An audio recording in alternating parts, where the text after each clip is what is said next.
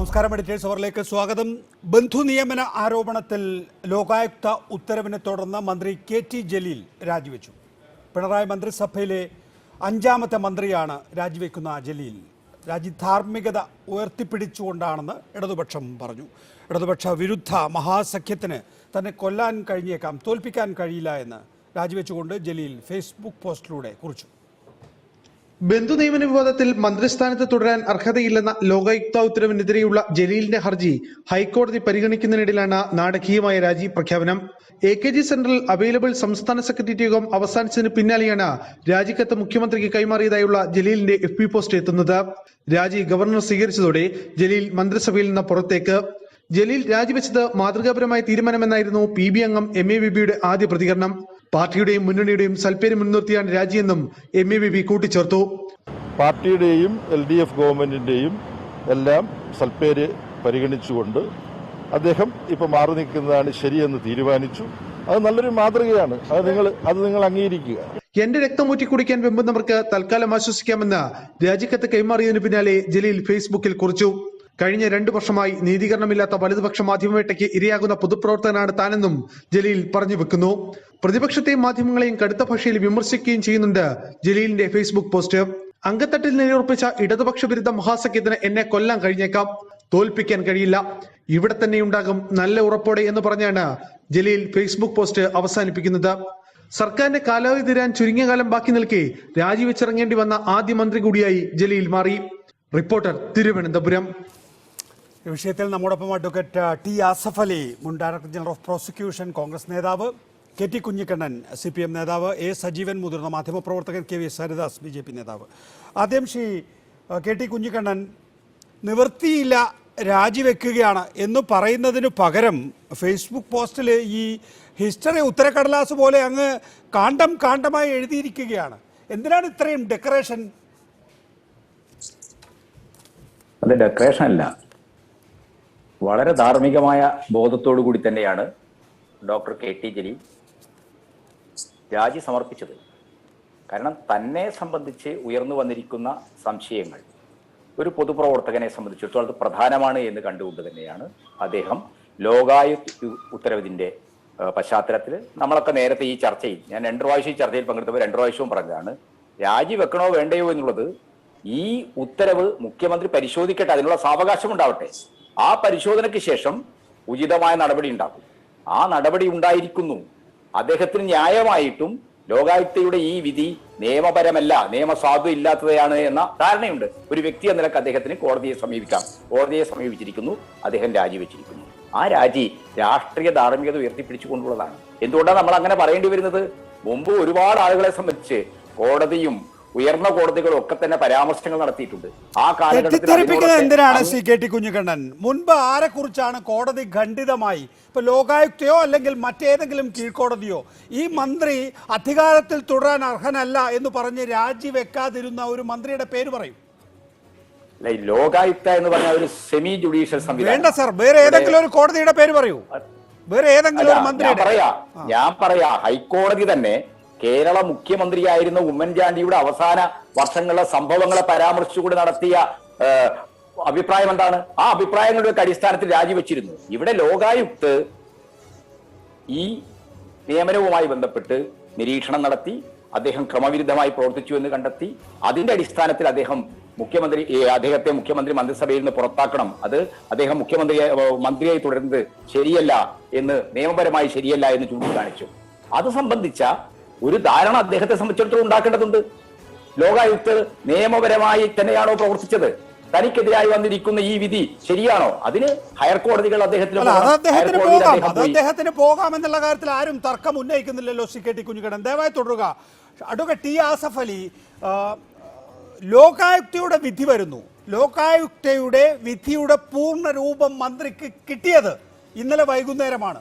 ഇന്ന് 12 മണിക്ക്, അതായത് ഏതാണ്ട് 12 മണിക്കൂറിനുള്ളിൽ തന്നെ KT ജലീൽ മന്ത്രിസ്ഥാനം രാജിവെക്കുന്നു.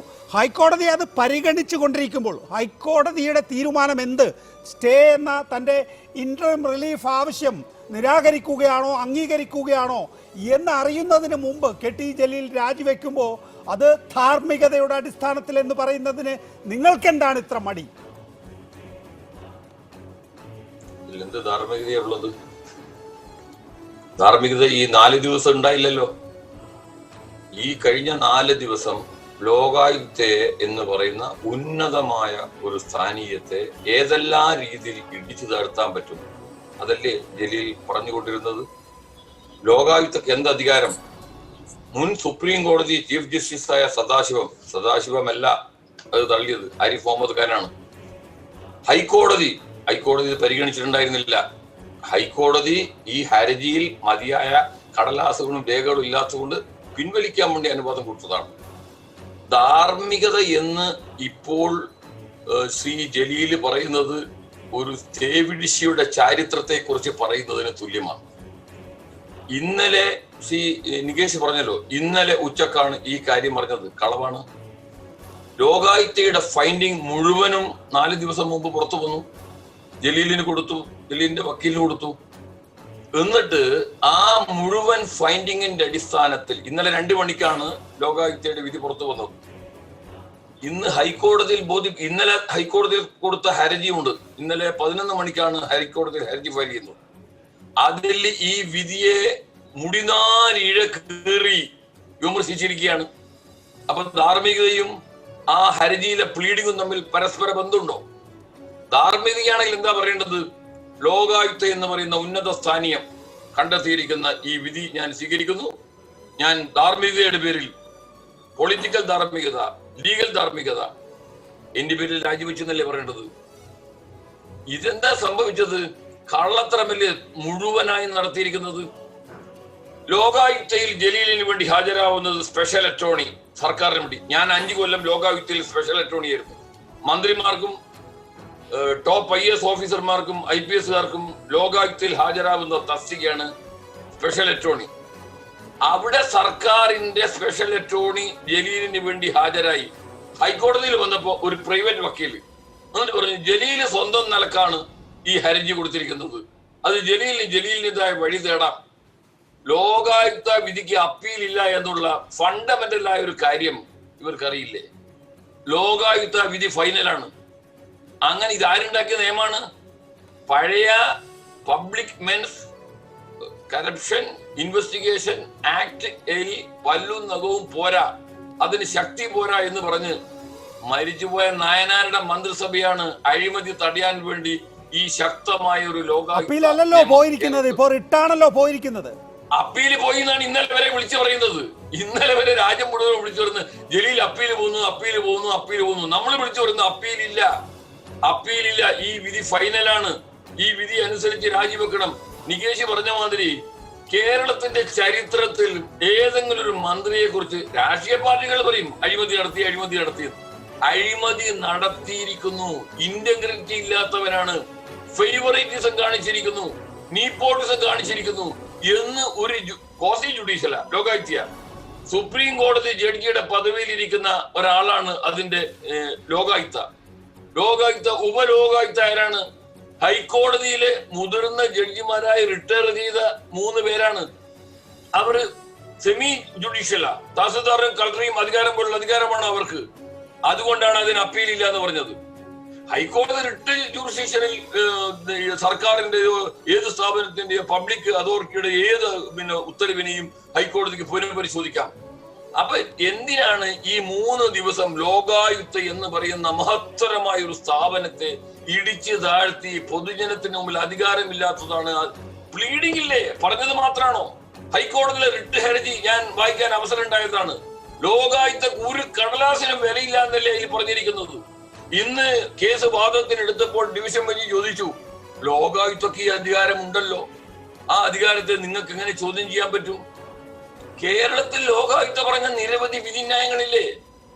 ആ കേരള യൂണിവേഴ്സിറ്റിയിലെ അസിസ്റ്റന്റുമാരുടെ നിയമനം സ്വന്തക്കാരെ കയറ്റിയതാണ്. സിൻഡിക്കേറ്റ് മെമ്പറെ, ഭാര്യക്ക്, മക്കൾക്ക്, മരുവോന് ആ ജോലി അങ്ങനെ നീപ്പോട്ടിസം ഫേവറിറ്റിസം CPM ഓർഗനൈസറായി ചെയ്ത ഒരു കേസാണ് ലോകായുക്ത ഇതിനു മുമ്പ് ഇതുപോലെ അഴിമതി നടത്തിയിരിക്കുന്നു, ഫേവറിറ്റിസം കാണിച്ചിരിക്കുന്നു എന്ന് റദ്ദ് ചെയ്തത്.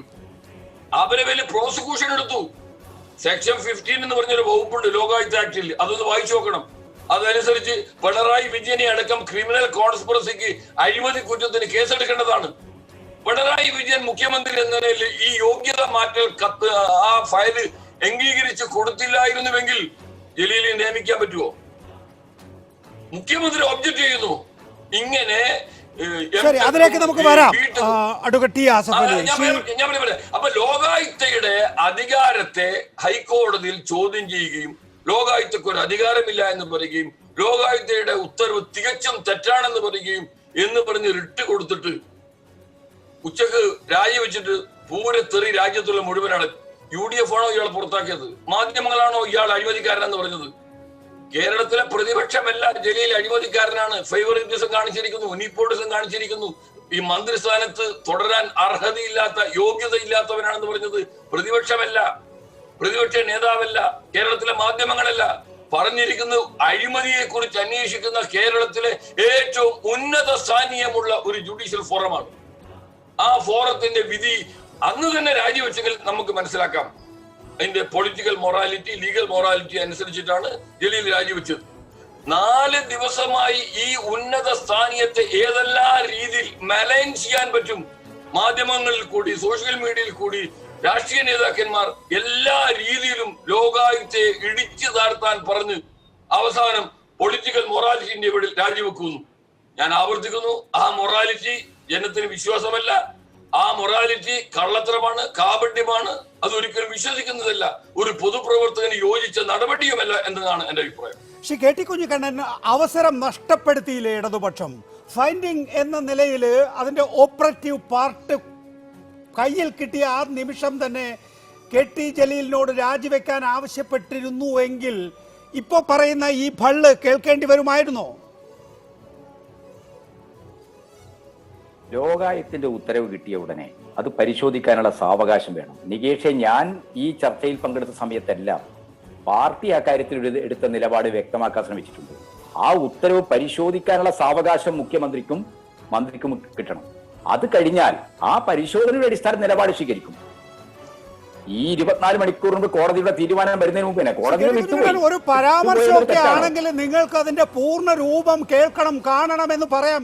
ഇതല്ല, ഇത് ഖണ്ഡിതമായി ഒരൊറ്റ ദിശയിലുള്ള വിധിയാണ്. അതാ ഫൈൻഡിങ് കണ്ടാൽ തന്നെ മനസ്സിലാവും. ഈ 3 ദിവസം നിങ്ങൾ വൈകിപ്പിച്ചത് യഥാർത്ഥത്തിൽ ഇടതുപക്ഷത്തിന്റെ ഇമേജ് തടസ്സപ്പെടുത്തി, ഇമേജ് നഷ്ടപ്പെടുത്തി എന്ന് കെ ടി കുഞ്ഞിക്കണ്ണന് തോന്നുന്നുണ്ട്. പക്ഷെ അത് നാട്ടുകാരോട് പറയാൻ വയ്യ, പാർട്ടിയെ ഭയന്ന്. അതല്ല, അത് ഭയത്തിന്റെ പ്രശ്നമല്ല. ഇത് ഉന്നയിക്കുന്ന ആളുകളുടെ ധാർമ്മികതയൊക്കെ ജനങ്ങൾക്കറിയാം. ഡോക്ടർ ജലീൽ ഇപ്പോൾ എടുത്തിരിക്കുന്ന നിലപാട് എന്താണ്? അദ്ദേഹം വളരെ കൃത്യമായി ഒരു പൊതുപ്രവർത്തകൻ പാലിക്കേണ്ട ധാർമ്മിക ഉത്തരവാദിത്തം പാലിച്ചിട്ടുണ്ട്. കോടതി വിധി വരട്ടെ എന്ന് പറഞ്ഞിട്ട് അദ്ദേഹം പിടിച്ചു തൂങ്ങില്ലാതെ ചെയ്ത് അദ്ദേഹം രാജി കൊടുത്തു. 24 മണിക്കൂറിനകം തീരുമാനമെടുത്തു. ആ തീരുമാനമെടുക്കാൻ കോടതി വിധി വരെ കാത്തിരുന്നുവെങ്കിൽ ഇവിടെ ഈ പറയുന്നതിനൊക്കെ ഒരു ന്യായമുണ്ട്, അതിനൊക്കെ തന്നെ ഒരു സാധ്യതയുണ്ട്. ഇപ്പോ ഈ കാര്യങ്ങള് അദ്ദേഹം ആരെയും തെറി പറഞ്ഞിട്ടില്ല. കേരള രാഷ്ട്രീയത്തിൽ വളരെ ആസൂത്രിതമായി ഇടതുപക്ഷത്തിനെതിരായി നടക്കുന്ന ഒരു വലിയ ഗൂഢാലോചനയുണ്ട്. പ്രത്യേകിച്ച് മലപ്പുറത്ത് CPM-ന്റെ വലിയൊരു രാഷ്ട്രീയ സ്വാധീനം കൂടി വരുന്നു. മുസ്ലിം ജനവിഭാഗങ്ങൾക്കിടയിൽ വലിയ സ്വാധീനം ഉണ്ടാക്കുന്നു. അതിന്റെ ഒരു പ്രധാനപ്പെട്ട കണ്ണി ജലീലാണ്. ജലീലിനെ തകർക്കുക എന്നൊരു അജണ്ട ഈ മുസ്ലിം ലീഗിനുണ്ട്, കോൺഗ്രസിനുണ്ട്, UDF-നുണ്ട്. ആ അജണ്ടയുടെ ഭാഗമായിട്ട് നടക്കുന്ന ആക്രമണങ്ങളെ കുറിച്ചാണ്, അതിന് വൻകിട മാധ്യമങ്ങൾ നൽകുന്ന സഹായത്തെ കുറിച്ചാണ് ഡോക്ടർ ജലീൽ പറഞ്ഞത്. ആരെയും തെറി പറഞ്ഞിട്ടില്ല. ആ ഫേസ്ബുക്ക് പോസ്റ്റ് വായിക്കുന്ന എല്ലാ ആളുകൾക്കും അറിയാം. ആരെയെങ്കിലും തെറി പറയുകയോ അപകർഷിക്കുകയോ ചെയ്തു. അദ്ദേഹം നിന്ദ്യമായ രീതിയിൽ നടക്കുന്ന ഒരു ഗൂഢാലോചനയെ തുറന്നു കാണിക്കുകയാണ്. സന്തോഷപൂർവ്വം രാജ്യവിവരം ജനങ്ങളെ അറിയിക്കുകയാണ് ചെയ്തത്. അതിലെന്താ തെറ്റുള്ളത്? അത് ഒരു 2 മണിക്കൂറിന്റെയോ 3 മണിക്കൂറിന്റെയോ ഒരു പ്രശ്നമാണോ? അല്ലെങ്കിൽ 24 മണിക്കൂറിന്റെ ഒരു പ്രശ്നമാണോ? അതിലപ്പുറത്ത് രാഷ്ട്രീയമായ ധാർമ്മികതയെ മുറുകെ പിടിച്ചുകൊണ്ടാണ് അത്തരം ഒരു തീരുമാനമെടുത്ത ജലീലിനെ അഭിനന്ദിക്കുകയാണ് വേണ്ടത്. ആ നിലപാടിനെ നമ്മൾ ശ്ലാഘിക്കുകയാണ് വേണ്ടത്. അതിനു പകരം രാഷ്ട്രീയ ലക്ഷ്യത്തോടു കൂടി UDF-ന്റെ ഭാഗമായി നിൽക്കുന്ന അഭിഭാഷകർക്കെല്ലാം തന്നെ എന്താണ് ഇതിൽ ധാർമ്മികതയില്ല എന്ന് പറഞ്ഞുകൊണ്ടിരിക്കേണ്ടി വരും. എന്തെല്ലാം സംഭവങ്ങൾ കടന്നുപോയവരാണ്. ശരി, നമുക്ക് അതിന്റെ വിശദാംശങ്ങളിലേക്കൊക്കെ പോകാം. ശ്രീ KVS-ഉം ശ്രീ സജീവനും ദയവായി തുടരുക. ശ്രീ ആസഫ് അലി, ഞാൻ ഒരു കാര്യം കൂടി ചോദിച്ചോളട്ടെ. ഇപ്പോ കെ ടി ജലീൽ രാജിവെച്ചിരിക്കുന്നു. ഇപ്പോ കെ ടി കുഞ്ഞിക്കണ്ണന്റെ വായിൽ നിന്ന് തന്നെ വന്നല്ലോ, ഞങ്ങൾ മലപ്പുറം രാഷ്ട്രീയത്തിലുള്ള ഇടപെടൽ നടത്തുന്നതിന്റെ പ്രധാന കണ്ണിയാണ് കെ ടി ജലീൽ എന്ന്. നമ്മൾ ഈ കഴിഞ്ഞ ദിവസങ്ങളിലെല്ലാം തന്നെ ചർച്ച ചെയ്തുകൊണ്ടിരുന്നതും അത് തന്നെയായിരുന്നു. EP ജയരാജന് കിട്ടാത്ത ഒരു പ്രിവിലേജ് എങ്ങനെയാണ് ഡോക്ടർ KT ജലീലിന് കിട്ടുന്നത് എന്ന്. ആ പ്രിവിലേജിൻ്റെ കാര്യമാണ് ഇപ്പോൾ ശ്രീ KT കുഞ്ഞിക്കണ്ണൻ ചൂണ്ടിക്കാണിച്ചത്. മലപ്പുറം രാഷ്ട്രീയത്തിലെ ഇടപെടലിലെ പ്രധാന കണ്ണിയാണ് KT ജലീൽ എന്ന്. അടുത്ത മന്ത്രിസഭ തുടർച്ചയാണ് എങ്കിൽ, പിണറായി വിജയൻ തന്നെയാണ് മുഖ്യമന്ത്രി എങ്കിൽ, KT ജലീൽ ആ മന്ത്രിസഭയിൽ ഉണ്ടാകേണ്ടത് ഡെമോഗ്രാഫിക്കലി വളരെ പ്രധാനപ്പെട്ടതാണ് LDFനെ സംബന്ധിച്ചിടത്തോളം. അപ്പോൾ ഇപ്പോൾ രാജിവെക്കുന്നു, ഇനിയിപ്പോൾ ഹൈക്കോടതിയിൽ നിന്ന് അനുകൂല വിധിയാണ് എങ്കിൽ, അതായത് ഒരു സ്റ്റേ ഈ കാര്യത്തിൽ കിട്ടുകയാണ് എങ്കിൽ ഈ റിട്ട് ഹർജി ഫയലിൽ സ്വീകരിക്കാൻ വേണ്ടി സ്റ്റേ നൽകുകയും ചെയ്യുകയാണ് എങ്കിൽ നിലനിൽക്കുന്നില്ല ഇങ്ങനെ ഒരു വിധി എന്ന് പറഞ്ഞ് 2-ന് ശേഷം ഉണ്ടാകുന്ന പിണറായി 2 മന്ത്രിസഭയിൽ കയറാൻ പറ്റുമോ ജലീലിന്? എനിക്ക് വളരെ ചിരിയാണ് വന്നത്. ഒന്ന്, ഈ സംഭവത്തിനെല്ലാം കാരണം ജലീൽ മാത്രമാണ്. ഏതെങ്കിലും പ്രതിപക്ഷങ്ങളോ മാധ്യമങ്ങളോ ജലീലിനെ പിടിച്ച് കൈപിടിച്ച് നിർബന്ധിച്ച് ഒപ്പിടിപ്പിച്ച് ഒരാളെ നിയമവിരുദ്ധമായി നിയമിച്ചതല്ല. ഈ നിയമനം നടന്നിട്ടില്ലായിരുന്നുവെങ്കിൽ ഈ കേസും ഉണ്ടാവില്ല, ഈ നടപടി ഉണ്ടാവില്ല, ഒന്നും ഉണ്ടാവില്ല. അപ്പൊ ജലീലിന്റെ ഈ കുഴി കുഴിച്ചത് ജലീലിന്റെ സ്വജനപക്ഷപാതത്തിന്റെ ആഗ്രഹവും തീവ്രതയും കൊണ്ട് മാത്രമാണ്. അതിനാരും ജലീലിന്റെ ആര് രക്തം കുടിക്കണോ? രക്തരാക്ഷസുകൾ അതാ പാനൂർന്ന് വിലസുന്നു. അവരോട് പോയി പറയും രക്തം കുടിക്കല്ലാന്ന്. ന്യൂനപക്ഷ പ്രേമം മാസച്ചുപാടിക്ക് ഇനി പറയാൻ പറ്റുമോ? ന്യൂനപക്ഷ പ്രേമം കണ്ണൂർ ജില്ലയിൽ മാത്രം എത്ര മുസ്ലിം ചെറുപ്പക്കാരെയാണ് മാസച്ചുപാട്ടി വെട്ടി നിരത്തിയത്? താലിബാൻ മോഡലിലായിരുന്നു ഷുക്കൂറിനെ കൊന്നത്. മൻസൂറിനെ കൊന്നു തെളിവ് വരുന്ന വേറൊരുത്തനെ കൊന്നു. ഈ കൊന്നതെല്ലാം രക്തരാക്ഷസുകൾ ആരാണ്? CPM ആണ്. നിങ്ങൾ പറയും എന്റെ രക്തം കുടിക്കുന്നത്. ആസിഫ് പാർട്ടിയാണ് ഇവിടെ മറ്റു പാർട്ടിക്കാരുടെ രക്തം കുടിച്ചുകൊണ്ടിരിക്കുന്നത്. അത് പോട്ടെ. പിന്നെ ഹൈക്കോടതിയിൽ ഇനി അത് ഇൻഫ്രക്ഷസ് ആയി എന്ന് പറയും. ജലീല് മന്ത്രിസ്ഥാനം ഒഴിയണമെന്നുള്ള അപേക്ഷ വിധി സ്റ്റേ ചെയ്യണമെന്ന് പറഞ്ഞത് ജലീല് രാജിവെച്ചതോടുകൂടി ആ ഹർജി തന്നെ ഇൻഫ്രക്ഷസ് ആയി. അതാണ് നമ്മളെ നിയമവൃത്തങ്ങളിൽ പറയാം. എങ്ങനെയാണ് അത് ഇൻഫ്രക്ഷസ് ആവുക? അഡ്വക്കേറ്റ് ടി ആസഫ് അലി, എന്നെ മന്ത്രിസ്ഥാനത്ത് നിന്ന് രാജിവെപ്പിക്കാൻ വേണ്ടി സമ്മർദ്ദം നടത്തുന്നു, എന്റെ രാജി ഒഴിവാക്കാൻ വേണ്ടി ഇതൊന്ന് സ്റ്റേ ചെയ്ത് തരണമെന്നോ അല്ലല്ലോ റിട്ട്. അല്ല, അതിൽ ഇൻട്രീം റിലീഫ് അതാണ്. അതിലൊരു ഇടക്കാല റിലീഫ് ഏതാണ്? എന്താ റിട്ട് ഹർജിയില് ജലീൽ പറയുന്നത് എന്താണ്? നടപടിക്രമങ്ങൾ പാലിച്ചില്ല, എന്നെ കേട്ടില്ല, അങ്ങനെ ഒരു ലോകായുക്ത വിധി സ്റ്റേ ചെയ്യണമെന്നാണ്. നികേഷേ, അതിലെ ഇൻട്രീം റിലീഫ് ചോദിച്ചിരിക്കുന്നത് ഈ വിധി അനുസരിച്ച് മന്ത്രിസ്ഥാനം ഒഴിയണമെന്നുള്ള ലോകായുക്തയുടെ വിധി സ്റ്റേ ചെയ്യണം. അപ്പൊ മന്ത്രിസ്ഥാനം ഒഴിഞ്ഞാൽ ആ ഇൻട്രീം റിലീഫിന് പ്രസക്തിയില്ല എന്നാണ് ഞാൻ മനസ്സിലാക്കുന്നത്. ആ അപേക്ഷ ഇൻഫെക്ഷസ് ആയി. ഇനി ഈ ഓർഡറിന്റെ മൊത്തം നിയമസാധുത ചോദ്യം ചെയ്യാൻ അത് പെട്ടെന്നൊന്നും നടക്കില്ലല്ലോ. അതിലെല്ലാവരെയും വാദം കേട്ട് അതിന്റെ നിയമപരമായ എനിക്ക് തോന്നുന്നു. പൊളിറ്റീഷ്യനാണ് താങ്കൾ, പക്ഷെ ഒരു നിയമജ്ഞൻ കൂടി ആയതുകൊണ്ട് നിയമപരമായ മണ്ടത്തരം താങ്കൾ പറയില്ല എന്ന് ഞാൻ വിചാരിക്കുകയാണ്, ആഗ്രഹിക്കുകയാണ്. ഞാൻ പറഞ്ഞത് ഞാൻ മനസ്സിലാക്കിയെടുത്തോളം എന്റെ പരിമിതമായ അറിവ് വെച്ചിട്ട് പറയാം. നല്ല അറിവുണ്ട്. കാരണം മന്ത്രിസ്ഥാനത്ത് തുടരാൻ പാടില്ല, മന്ത്രിസ്ഥാനത്ത് തുടരാൻ പാടില്ല എന്ന ഉത്തരവ് സ്റ്റേ ചെയ്യണം എന്ന് പറഞ്ഞ് മന്ത്രിസ്ഥാനം രാജിവെച്ചാൽ പിന്നെ ആ ഉത്തരവ് ആ അപേക്ഷ ഇൻഫെക്ഷസ് ആയി. അതിനെക്കുറിച്ച് നമ്മളിപ്പോ തർക്കിക്കണ്ട, അത് കോടതിയുടെ പരിഗണനയിലുള്ള വിഷയമല്ലേ. അതുകൊണ്ട് ജലീല് അങ്ങനെയാണെങ്കിൽ ഇന്ന് രാജിവെക്കേണ്ടിയില്ലായിരുന്നു. കോടതിയിൽ എന്റെ ചോദ്യം നോക്കൂ, ഇതിന്റെ നടപടിക്രമങ്ങൾ പാലിച്ചില്ല, എന്നെ കേട്ടില്ല എന്ന് പറഞ്ഞുകൊണ്ടാണ് ലോകായുക്ത വിധിക്കെതിരെ ജലീല് റിട്ട് നൽകിയിരിക്കുന്നത്. അത് ഇനി ഫയലിൽ സ്വീകരിച്ച് സ്റ്റേ അനുവദിക്കുകയാണ് എങ്കിൽ 2-ാം തീയതി കഴിഞ്ഞുള്ള ഒരു മന്ത്രിസഭയില് ജലീലിന് നടന്നു കയറാൻ പറ്റില്ല.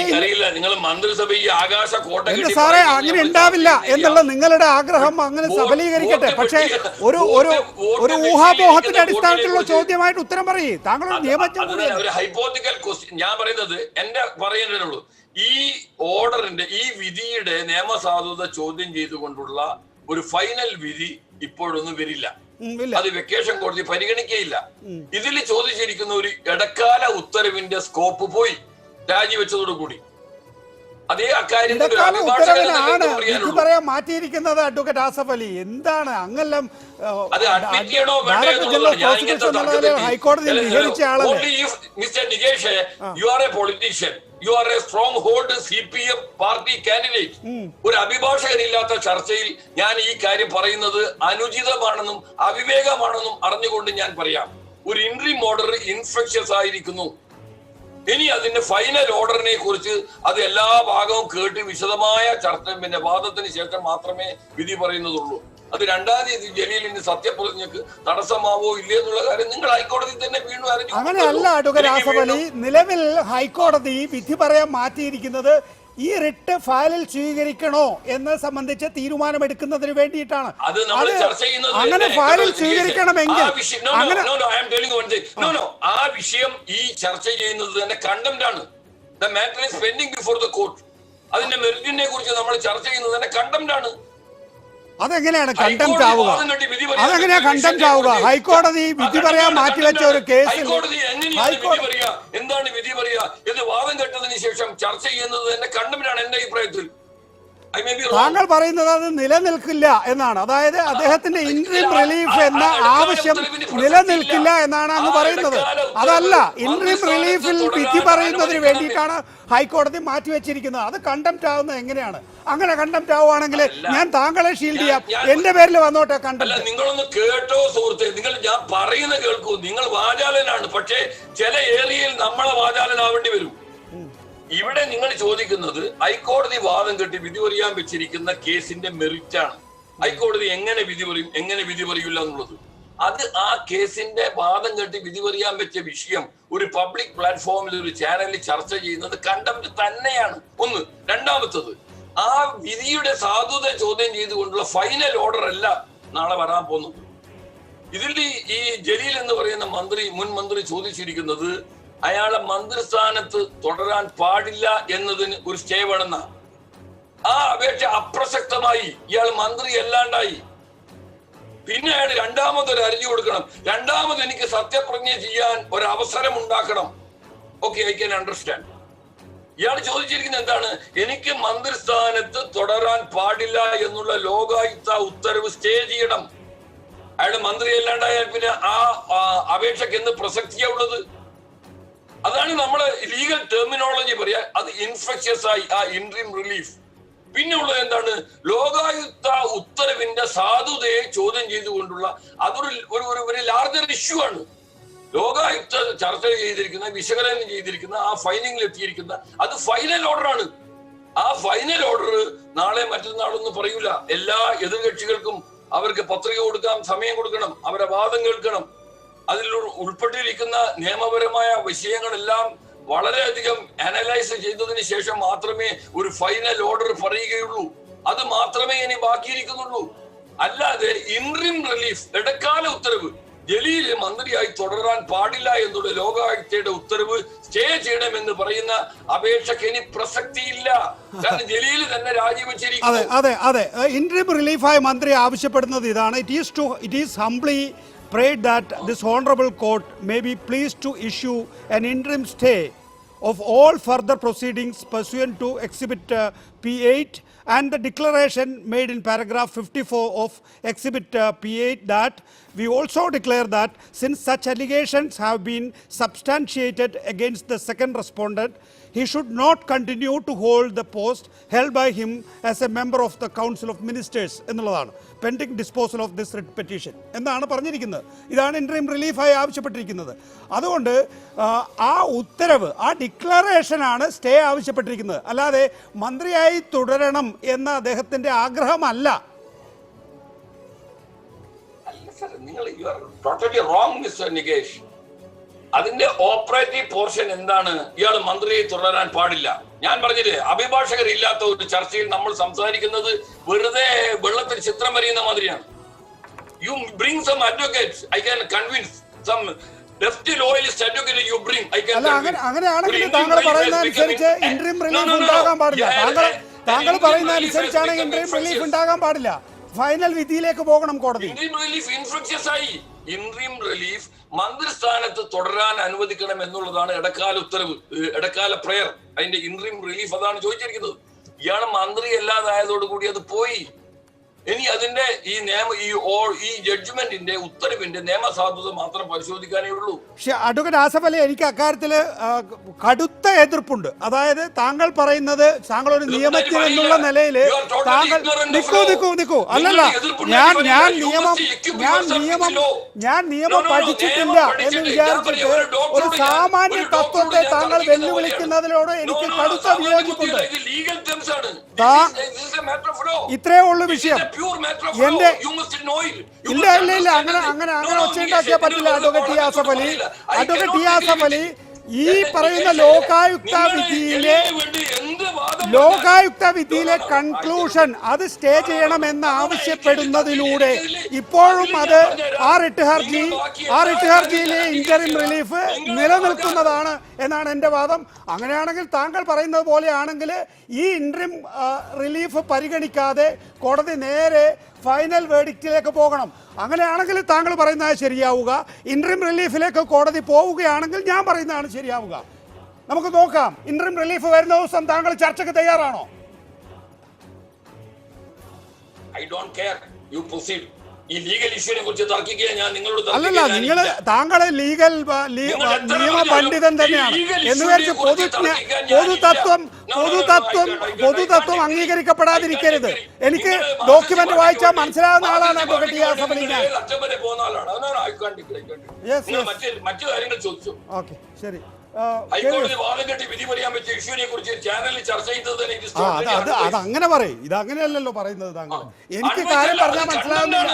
എനിക്ക് കാര്യം പറഞ്ഞാലും ഡോക്യുമെന്റ് വായിച്ചാലും മനസ്സിലാവില്ല എന്നാണ് അങ്ങ് പറഞ്ഞത്. ഹൈക്കോടതി വാദം കെട്ടി വിധി പറയാൻ പറഞ്ഞു. ആ കണ്ടംപ്റ്റ് ഞാൻ ഏറ്റോളാം. ഒരു കോടതി വിധിക്ക് വേണ്ടി വെച്ചിരിക്കുന്ന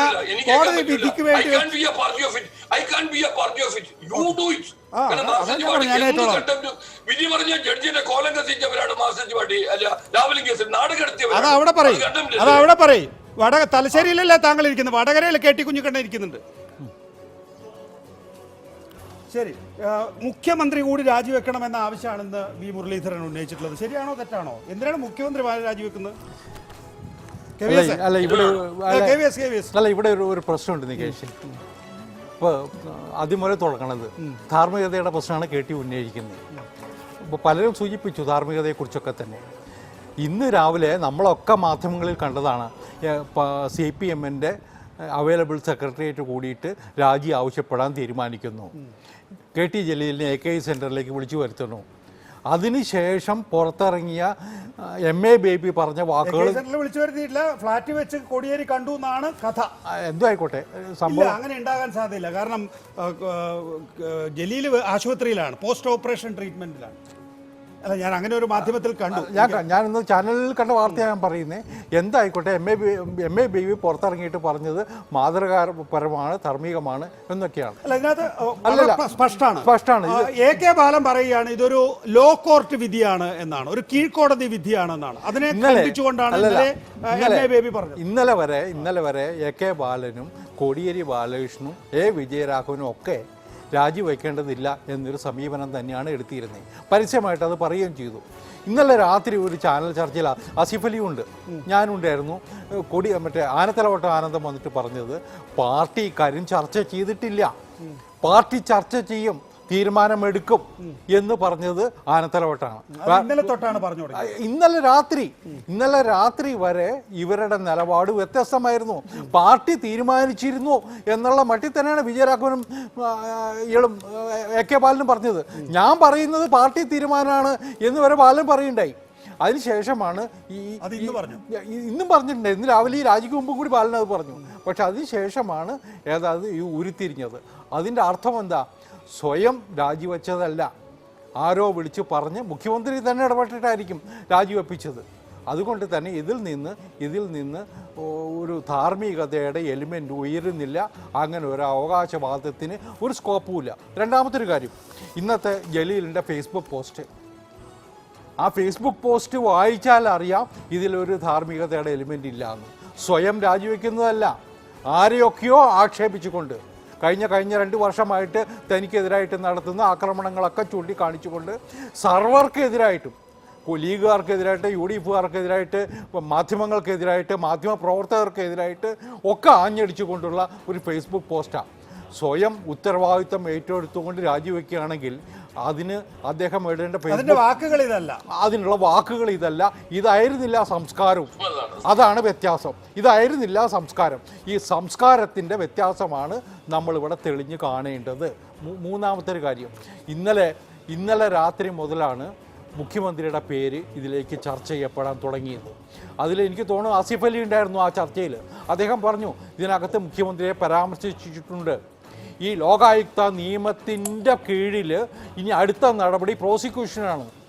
ആ പ്രോസിക്യൂഷൻ നടപടിയിലേക്ക് പോകുന്ന സമയത്ത് അദ്ദേഹം ലോകായുക്തയുടെ സ്പെഷ്യൽ പ്രോസിക്യൂട്ടറായിരുന്നു, അല്ലെങ്കിൽ അവിടുത്തെ അറ്റോർണി ആയിരുന്നു എന്നും പറഞ്ഞുകൊണ്ട് തന്നെയാണ് അദ്ദേഹം സൂചിപ്പിച്ചത്. ഇതിൽ KT ജലീലിനെതിരെ മാത്രമല്ല മുഖ്യമന്ത്രിക്കെതിരെയും പ്രോസിക്യൂഷനുള്ള സാധ്യതകളുണ്ട് എന്ന് ചൂണ്ടിക്കാണിച്ചിട്ട്. അപ്പോൾ എനിക്ക് തോന്നുന്നു ഇതിൻ്റെ ഗൗരവം CPM മനസ്സിലാക്കിയത് ഇന്നലെ രാത്രിയാണ് എന്നാണ് എൻ്റെ വിശ്വാസം. അവിടെ നിന്നാണ് ഈ തീരുമാനങ്ങളിലേക്ക് ഇത്ര പെട്ടെന്ന് പോയത്. 4 ദിവസം വച്ച് താമസിപ്പിച്ചതിൻ്റെ ചീത്തപ്പേര് അവർക്ക് എത്ര കുളിച്ചാലും മാറില്ല എന്നതും കൂടി KTയെപ്പോലുള്ളവർ തിരിച്ചറിയാം. അതാണ് KVSന്റെ നിരീക്ഷണം. സജീവൻ, KVSന്റെ നിരീക്ഷണത്തോട് എത്ര കണ്ട് താങ്കൾ ചേർന്നു നിൽക്കും?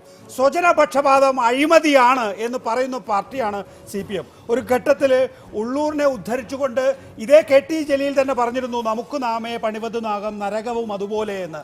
ഇത് ജലീൽ സ്വന്തം നരകമല്ല, അതിനപ്പുറത്തേക്ക് LDFന് തന്നെ നരകം പണിതോ ഈ 3 ദിവസത്തെ കാത്തിരിപ്പിലൂടെ?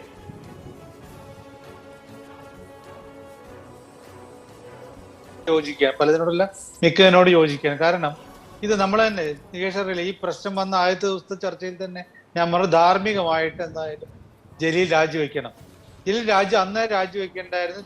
ഇപ്പോഴും ജലീൽ KVS പറഞ്ഞ പോലെ ജലീൽ സ്വതാല്പര്യത്തോട് കൂടിയിട്ട് രാജിവെച്ചായിട്ടാണെങ്കിൽ അദ്ദേഹത്തിന്റെ ഈ സോഷ്യൽ മീഡിയയിലെ പോസ്റ്റ് ഈ രീതിയിലല്ല വരിക.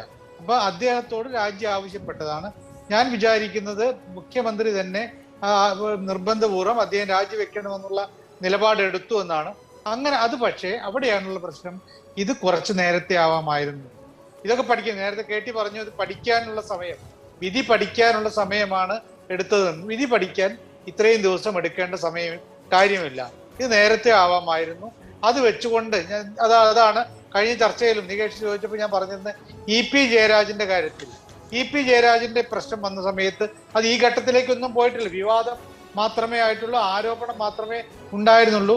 അങ്ങനെ പ്രശ്നം വന്നപ്പോൾ എൻ്റെ ജീവിതത്തിൽ കേട്ട ഏറ്റവും മനോഹരമായിട്ടുള്ള ഒരു രാഷ്ട്രീയ നിലപാട് എന്ന് എനിക്ക് തോന്നിയിട്ടുള്ളത് അന്ന് മുഖ്യമന്ത്രി പറഞ്ഞ കാര്യമാണ്.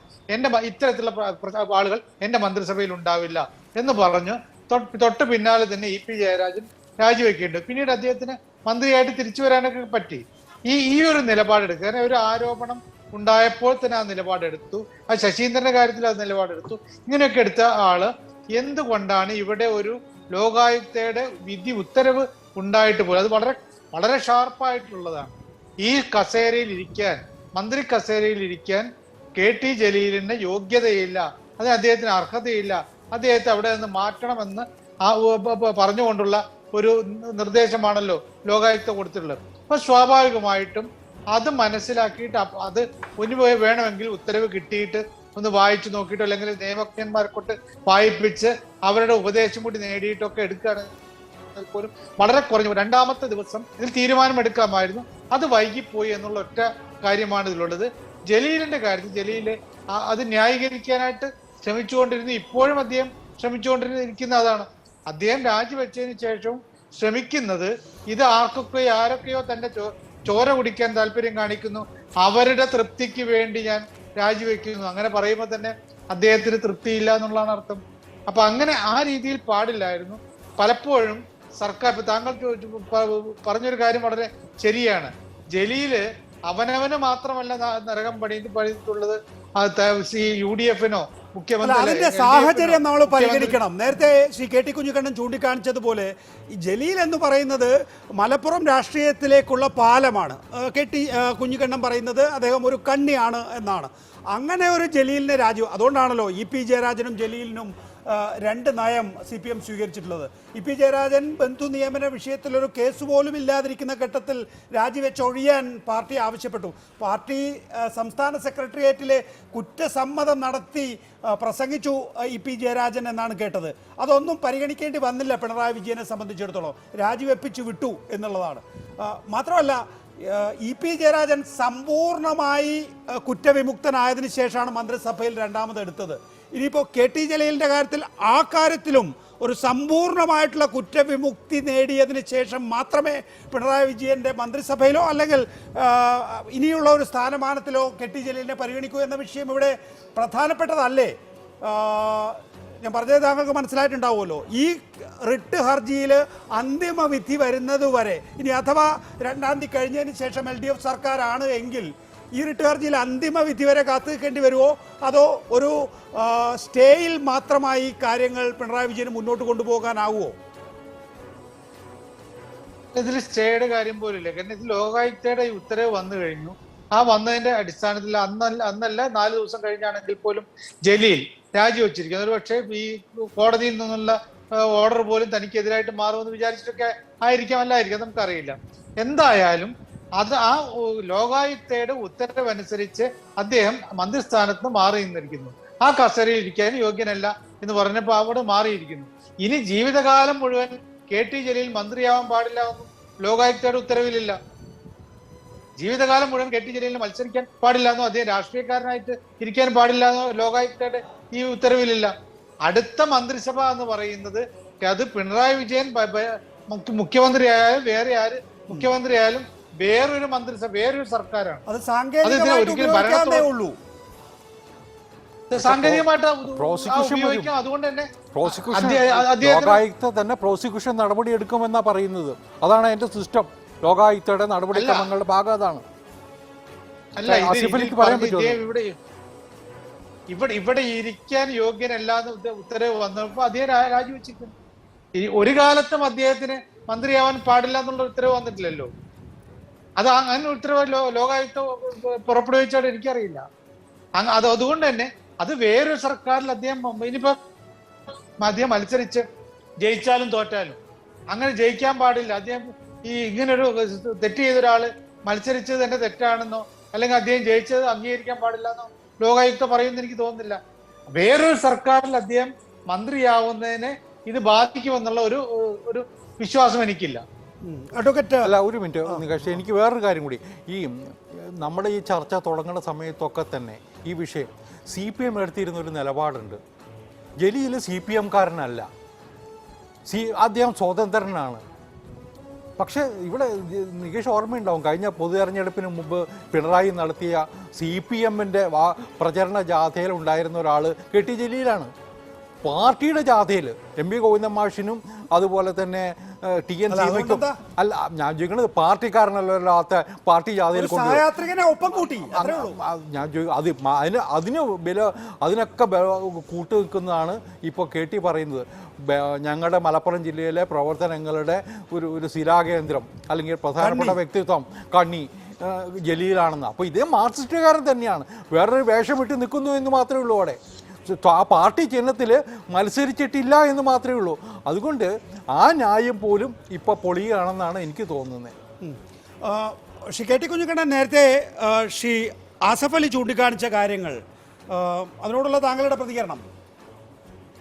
ഇല്ല, ഇപ്പൊ റിട്ട് എന്ന് പറയുന്ന ആസഫ് അലി വലിയ നിയമജ്ഞനാണ്. ആ നിയമ നടപടികളുടെ സാങ്കേതികതയിലേക്ക് പോയ ഒരു ചർച്ചയ്ക്ക് ഞാനിപ്പോ സന്നദ്ധനല്ല. പക്ഷെ നമുക്ക് എല്ലാവർക്കും അറിയാവുന്ന ഒരു കാര്യമുണ്ട്. KT അദീബിനെ ന്യൂനപക്ഷ ധനകാര്യ കോർപ്പറേഷന്റെ ജനറൽ മാനേജറായി നിയമിച്ചത് ക്രമവിരുദ്ധമാണ്, അഴിമതിയാണ് എന്ന ലോകായുക്തയുടെ കണ്ടെത്തൽ അത് റദ്ദ് ചെയ്യണമെന്നുള്ളതാണ്.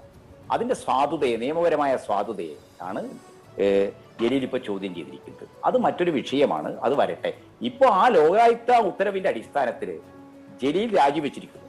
ഞങ്ങളെല്ലാം ചർച്ചയിൽ പങ്കെടുത്ത്. ഇവിടെ KVS ഒക്കെ ഭയങ്കരമായിട്ട് CPM ഇന്നലെ രാത്രി മുതലാണ് നിലപാട് മാറ്റിയെന്നൊക്കെ ഞാൻ ചർച്ചയിൽ പങ്കെടുത്തപ്പോഴൊക്കെ പറഞ്ഞൊരു കാര്യമുണ്ട്. നികേഷ് ആവർത്തിച്ച് AK ബാലന്റെ പ്രസ്താവന ഉദ്ധരിക്കുമ്പോഴും ഞാൻ പറഞ്ഞൊരു കാര്യമുണ്ട്. ഈ കാര്യത്തിൽ മുഖ്യമന്ത്രിക്ക് ഇത് പരിശോധിക്കാനൊരു സാവകാശം, നിയമവിദഗ്ധരുമായിട്ട് ആലോചിക്കാനൊരു സാവകാശം, അതിന്റെ അടിസ്ഥാനത്തിൽ നടപടി ഉണ്ടാകും. ലോകായുക്തയെ ഏതെങ്കിലും രീതിയിൽ എതിർക്കാനോ അപഹസിക്കാനോ ഒരവസരം പോലും താങ്കൾ 2 ചർച്ചയിലും പങ്കെടുത്തതായതുകൊണ്ട് പ്രത്യേകം ഓർമ്മപ്പെടുത്തൽ ആവശ്യമില്ലാത്ത കാര്യമാണ്. ഇവിടെ നിയമമന്ത്രി AK ബാലൻ പറഞ്ഞത് എന്താണ്? അദ്ദേഹം വെറും നിയമമന്ത്രിയല്ല, CPM-ന്റെ കേന്ദ്ര കമ്മിറ്റി അംഗം കൂടിയാണ്. അദ്ദേഹം പറയുന്നത് കീഴ്ക്കോടതി വിധി അംഗീകരിച്ച് രാജിവെച്ച പ്രസിഡന്റ് കേരളത്തിലില്ല, മുൻകാലങ്ങളിൽ അങ്ങനെ ഉണ്ടായിട്ടില്ലല്ലോ എന്നാണ്. അതുകൊണ്ട് തന്നെ KT ജലീലിൻ്റെ രാജി ആവശ്യമില്ല. അതുകൊണ്ടാണ് ഞാൻ അന്ന് താങ്കളോട് എടുത്തെടുത്ത് ചോദിച്ചത്, ഇത് CPM-ന്റെ നയമാണോ എന്ന്. CPM ഇക്കാര്യത്തിൽ ഒരു നയം, അങ്ങനെ ഒരു പ്രഖ്യാപിതമായ ഒരു നിലപാട് പറഞ്ഞില്ല. വ്യക്തികളോട് അഭിപ്രായം ചോദിച്ചപ്പോൾ അവർ അഭിപ്രായം പറഞ്ഞു. CPM ഞങ്ങളെല്ലാം ചർച്ചയിൽ പങ്കെടുക്കാൻ വരുന്ന ആളുകൾ എന്ന നിലക്ക് പാർട്ടി സെന്റർ ഞങ്ങൾക്ക് തന്നിട്ടുള്ള നിർദ്ദേശം എന്താണ്? ലോകായുക്ത വിധിയെ ഒരർത്ഥത്തിലും ചോദ്യം ചെയ്യേണ്ടതില്ല, ലോകായുക്തയെ ഒരർത്ഥത്തിലും എന്ത് ചെയ്യാൻ പാടില്ല, ഏതെങ്കിലും രീതിയിൽ എതിർക്കാൻ പാടില്ല. അതേസമയം നമ്മൾ സ്വീകരിക്കേണ്ട ഒരു സമീപനം എന്താണ്? ഈ കാര്യത്തിൽ ആവശ്യമായ പരിശോധന ആവശ്യമുണ്ട്. ലോകായുക്ത നിയമാനുസൃതമാണോ വിധി, ഈ വിധിക്ക് സ്വാധുതയുണ്ടോ, അതിന് വേണം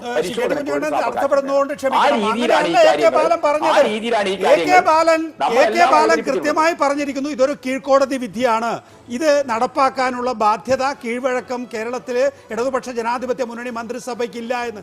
അതിനെതിരായ നിലപാടാണ് നേരത്തെ KVS ചൂണ്ടിക്കാണിച്ചതുപോലെ MA ബേബി കഴിഞ്ഞ ദിവസം എടുത്തത്. പിന്നീടാണ് ഇത് ചൂടായത്. ഇന്ന് ഉച്ചയോടുകൂടി അദ്ദേഹത്തിന് രാജി സമർപ്പിക്കേണ്ടി വന്നത്. അപ്പോൾ നിങ്ങൾ പറയുന്ന വാദം എന്താണ്? ധാർമ്മികമായിട്ടുള്ള ഉത്തരവാദിത്തം അല്ലെങ്കിൽ രാഷ്ട്രീയ ധാർമ്മികത വെച്ചുകൊണ്ടാണ് രാജിയെന്ന്. അതാണ് നേരത്തെ അഡ്വക്കേറ്റ് ആസഫ് അലി ചൂണ്ടിക്കാണിച്ചത്. അല്ല, KVS തന്നെ ആവർത്തിച്ച് പറഞ്ഞത് ഇതിനകത്ത് ഈ ഫേസ്ബുക്ക് പോസ്റ്റിലെ ധാർമ്മികതയുടെ വാക്കുകളല്ല ഉപയോഗിച്ചിരിക്കുന്നത്, പകരം എന്നെ രാജിവെച്ച കശ്മലന്മാരെല്ലാം തൊലഞ്ഞു പോകട്ടെ എന്നതായിരുന്നു. അല്ല, അങ്ങനെ KVS-നും നികേഷിനും വ്യാഖ്യാനിക്കാം. അതിലപ്പുറത്ത് അദ്ദേഹത്തിനെതിരായിട്ട് ED അനധികൃതമായ സ്വത്ത് സമ്പാദിച്ചു, സ്വർണ്ണക്കള്ളക്കടത്ത്, ഖുർആൻ വഴി, ഈത്തപ്പഴം വഴി, എന്തെല്ലാം ആരോപണങ്ങളാണ് വലിച്ചിഴക്കുന്നത്. ഇതിനകത്ത് നിങ്ങൾക്ക് മെറിറ്റ് ഇല്ലാത്തത് കൊണ്ടാണ്. നോക്കൂ, നിങ്ങളുടെ മുമ്പിൽ ഒരു ലോകായുക്ത വിധി ഉണ്ടോ? ലോകായുക്ത വിധിയുണ്ട്. അപ്പോ ലോകായുക്ത വിധി ഉള്ളപ്പോ എന്തിനാണ് പോയി പിന്നെ സ്വർണ്ണക്കടത്തിലേക്കും അല്ലെങ്കിൽ ഈന്തപ്പഴത്തിലേക്കും പോകുന്നത്? ലോകായുക്ത വിധി ഉണ്ടല്ലോ. അല്ല, അത് നികേഷ് രാഷ്ട്രീയക്കാരൻ കൂടിയാണല്ലോ. ഇവിടെ ഈ ചർച്ചയിൽ പങ്കെടുക്കുന്ന എല്ലാവരും രാഷ്ട്രീയക്കാരനാണോ? രാഷ്ട്രീയത്തെ ഒരു പൊതു അവസ്ഥയിൽ നിന്ന് തന്നെയാണ് നമുക്ക് കാണാൻ കഴിയുക. പൊതുവായി KT ജലീലിനെതിരായിട്ട് UDF-കാർ നടത്തുന്ന, പ്രത്യേകിച്ച് ലീഗുകാർ നടത്തുന്ന ഒരു കടന്നാക്രമമുണ്ട്. ആ കടന്നാക്രമണത്തിന്റെ ഒരു പശ്ചാത്തലത്തിൽ നിന്നുകൊണ്ടാണ് അദ്ദേഹത്തിന്റെ ഫേസ്ബുക്ക് പോസ്റ്റ്. അതിന്റെ അർത്ഥം എന്താണ്? അദ്ദേഹം സ്വയംബോധ്യത്തിന്റെ അടിസ്ഥാനത്തിൽ തന്നെയാണ്. അദ്ദേഹത്തോട് ഇപ്പൊ ഇവിടെ കഥ പറഞ്ഞല്ലോ, കോടിയേരിയുടെ ഫ്ളാറ്റിൽ പോയി കണ്ടു എന്നും AK സെന്ററിലേക്ക് അദ്ദേഹത്തെ വിളിച്ചു വരുത്തിയെന്നും. അതൊക്കെ അങ്ങനെ ഒരുപാട് ഊഹങ്ങളും തോന്നലുകളും ഉണ്ടാകാം. പക്ഷെ അതല്ല വസ്തുത. KT ജലീല് സ്വതന്ത്രമായ ഒരു നിലപാട് ഇക്കാര്യത്തിൽ സ്വീകരിച്ചു. കോടതിയിൽ അദ്ദേഹം ഇതിന്റെ നിയമസാധുതയെ ചോദ്യം ചെയ്ത് റിട്ട് കൊടുത്തു. അതോടൊപ്പം തന്നെ എന്താണ്, ധാർമ്മികമായി അദ്ദേഹം രാഷ്ട്രീയ പൊതുപ്രവർത്തകൻ എന്ന നിലക്ക് രാജിവെച്ചു. ഈ കാര്യത്തെ അംഗീകരിക്കാൻ എന്താണ് മടി? അത് അംഗീകരിക്കാൻ കഴിയാത്തത് UDF-ന്റെ രാഷ്ട്രീയമാണ്. അതിന്റെ കൂടെ KVS ചേർന്ന് ഇവിടെ BJP-യും UDF-ഉം പങ്കുവെക്കുന്ന ഒരു പൊതു രാഷ്ട്രീയമുണ്ട്. അത് ഇടതുപക്ഷത്തെ ദുർബലപ്പെടുത്തുക എന്നുള്ളതാണ്. ഒരു ഭാഗത്ത് ഹിന്ദുക്കളെ ഇടതുപക്ഷത്തിന്, ഹിന്ദുമത വിശ്വാസികളെ ഇടതുപക്ഷത്തിന് എതിരാക്കാൻ കഴിയുമോ, മറുഭാഗത്ത് ന്യൂനപക്ഷങ്ങളെ ഇടതുപക്ഷത്തിന് എതിരാക്കാൻ കഴിയുമോ? ഈ 2 അജണ്ടകളും ഈ തെരഞ്ഞെടുപ്പിലൂടെ പൊളിഞ്ഞു പോയിരിക്കുകയാണ്. ഈ തിരിച്ചറിവിൽ നിന്നാണ് തങ്ങൾക്ക് കിട്ടിയ ഒരു അവസരം, ഒരു ലോകായുക്ത ഉത്തരവിനെ ഉപയോഗിച്ചുകൊണ്ട് വലിയ പ്രചാരണങ്ങൾ UDF ക്യാമ്പുകൾ ആരംഭിച്ചിരിക്കുന്നത്. അത്തരം പ്രചാരണങ്ങളൊക്കെ കേരളത്തിലെ ജനങ്ങൾ അത് അർഹിക്കുന്ന രീതിയിൽ തന്നെ കാണുമെന്നാണ് ഞാൻ മനസ്സിലാക്കുന്നത്.